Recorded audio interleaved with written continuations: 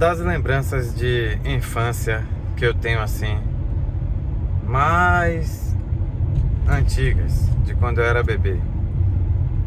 Bem assim, eu acho que uns 3 anos, coisas poucas que eu lembro. Que tinha. Eu morava em uma casa, né? Morávamos em uma casa pequena, ali em Salvador. E tinha um quintal. Tinha um quintal pequenininho. Era um quadradozinho assim, onde manhã fazia as coisas de lavanderia, estendia roupas. E no fundo tinha uma casa.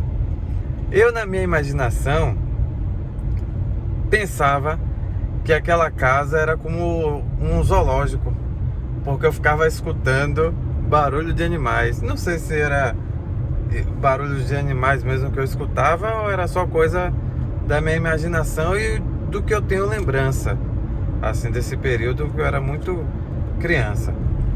Aí eu ficava pensando como era aquela casa, o que é que tinha ali naquela casa.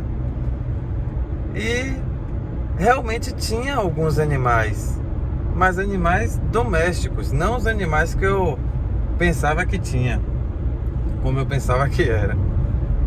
E em um dia desses, caiu lá, pulou lá no quintal de lá da nossa casa, uma galinha d'Angola, ou aquele saqué, ou sofrê, ou sofrê não, tô fraco, como algumas pessoas chamam. E aí, essa galinha d'Angola pulou lá em casa, e eu lembro que manhã pegou essa galinha aí e utilizou no cardápio do dia. Não sei o motivo, não sei o porquê. Na época, essa eu muito criança, não vou lembrar. Também isso passou, não procurei saber mais de nada. Se manhã assistir esse vídeo aí, o meu irmão vai ver eu falar isso pela primeira vez. Eu nunca comentei isso, mas isso foi uma das coisas que marcaram a minha infância quando muito pequeno, principalmente porque eu vi manhã o animal, essa ave lá, que é comestível, é como uma galinha, mas ela não queria que eu visse. Eu vi escondido através da porta da cozinha para o quintal. Tinha também no fundo lá da nossa casa uma escolinha chamada Escolinha da Pro Zezé. Foi inclusive a primeira escola, acho que o primeiro contato que eu tive a nível de aprendizado assim de escola. Era uma escola tipo creche. E lá, como o acesso era fácil, esse quintal, eu lembro também que a gente ficava pulando lá nesse quintal. Não lembro bem o que a gente fazia lá. Tinha um beco entre as casas, a gente andava ali entre esses becos. Eu, meu irmão, alguns primos. Coisas de criança mesmo, era brincadeiras do tipo Homem-Aranha. Eu era muito fã do Homem-Aranha. Gostava muito do Homem-Aranha quando era criança. Inclusive, meu saudoso avô, Maximiliano, ele tinha o desejo de conseguir me dar um boneco do Homem-Aranha, que na época era difícil de encontrar. E os parentes, meus parentes, né, falam que ele tinha esse desejo. E aí o boneco do Homem-Aranha, meu avô faleceu, não conseguiu comprar, não conseguiu encontrar, na verdade. Aí eu queria falar também da minha lembrança de infância na escola, lá nessa escola da Pro Zezé, onde eu tive a experiência ali, minha primeira experiência em escola, que foi aí na idade de 3 a 4 anos, eu acredito, até 6 anos. Foi muito bom, foi importante. E como eu gosto de falar, eu sou de uma geração onde nós fomos construídos de uma forma bastante específica da época, com relação aos nossos heróis, aos nossos desenhos, filmes e etc. Eu não tenho traumas, eu tenho experiências. Tive várias experiências boas que me fizeram ser quem eu sou hoje, que me tornaram o homem que eu sou hoje. Entre essas experiências, teve algumas na escola, que eu lembro, eu vou falar aqui, que se fosse com algumas pessoas, ou pessoas mais sensíveis, poderiam ter deixado traumas. O exemplo de momentos onde tínhamos a tabuada, não sei se vocês já ouviram falar. Quem assistia aí, se for dessa época, com certeza já passou também por isso. Era o seguinte: a professora chamava cada um de frente e com a palmatória na mão pedia a tabuada, perguntava a tabuada. 9 vezes 3, 7 vezes 5 e assim por diante. Aquele que você errasse, você tomava um bolo na mão. E eu vivi isso aí logo na primeira infância, já passei por isso aí. Tinha que estudar, tinha que estar atento para não errar nessa tabuada. Mas foi uma experiência boa, como eu falei, não deixou nenhuma marca, nenhum trauma não. Só experiências boas.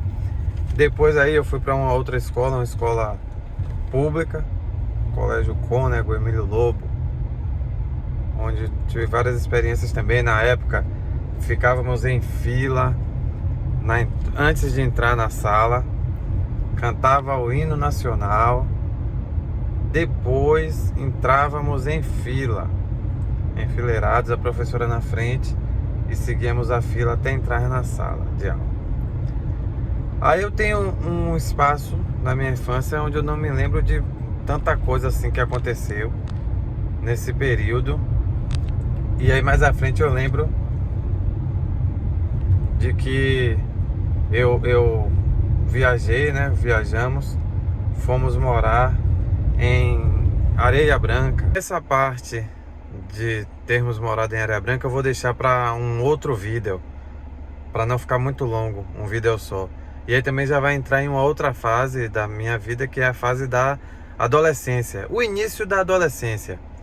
Tem muita história aí também para contar, mas eu vou parar por aqui. Minha adolescência foi uma adolescência marcada por períodos, como toda adolescência é, eu vou falar da minha.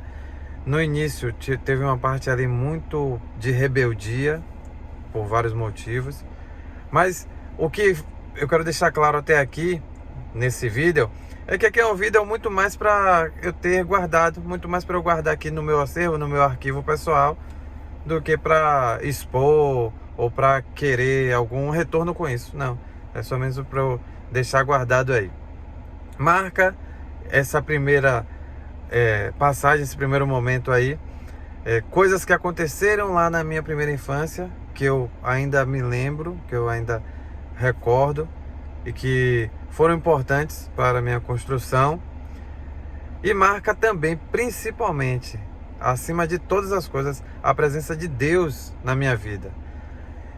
Eu atribuo a Deus todas as coisas na minha vida. Deus tem sido maravilhoso e o Espírito Santo tem operado na minha vida de tal forma, desde o ventre da minha mãe, desde o meu nascimento. E hoje eu percebo que sempre foi o cuidado de Deus. Meus pais, conduzidos por Deus, nos criaram na igreja, uma igreja evangélica, uma igreja batista, e nos deram todo o ensinamento ali, toda a base, todo o suporte. E hoje, maduro, um homem maduro, eu consigo perceber, olhando para trás, cada detalhe, cada cuidado de Deus em cada fase, para chegarmos aqui até hoje.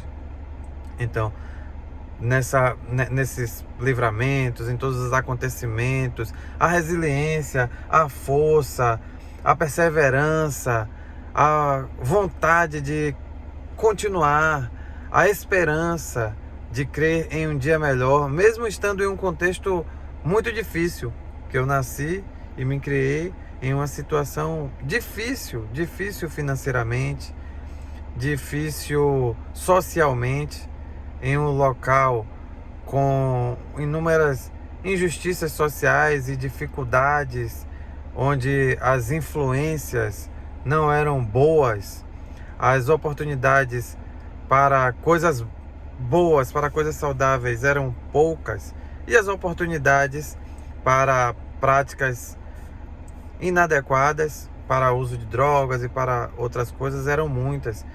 E eu me livrei, Deus me livrou de todas elas. E hoje eu entendo que sempre foi Deus. Eu agradeço a Deus por tudo. Se você estiver assistindo esse vídeo até aqui, de repente você pode conhecer alguém que se encaixe nesse perfil, que tenha vivido ou esteja vivendo algo parecido e que goste de ver essa história e queira compartilhar também aí nos comentários. Valeu? Um grande abraço, até o próximo. Irei gravar outros vídeos nessa série, mas não deixe de acompanhar o canal, porque aqui vocês sabem que tem conteúdo de diversos tipos. Um abraço, fiquem com Deus.